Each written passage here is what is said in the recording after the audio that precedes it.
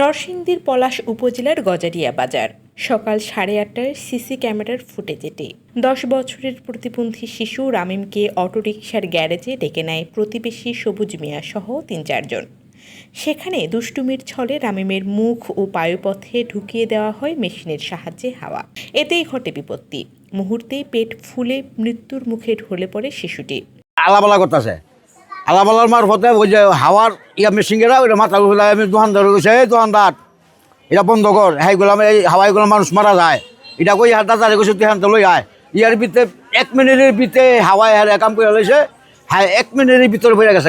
এমন নির্মম ঘটনায় পরিবার ও এলাকা জুড়ে বইছে শোকের ছায়া। হত্যার বিচারের দাবি সকলের। তার পাইপপথে দিয়েও পাইপ দিয়ে গ্যাস ঢুকাইছে, তার মুখ দিয়েও গ্যাস দিয়ে পাইপ ঢুকাইছে আর কি। পরিবারের দাবি, নিছক দুষ্টুমির ছলে পায়ুপথে বাতাস ঢুকিয়ে এমন হত্যাকাণ্ড কখনোই মেনে নেওয়া যায় না। ফাঁসি চাই, মারবো খালি করছে, ফাঁসি চাই আমরা। দ্রুত জড়িতদের ফাঁসির দাবি জানান তারা।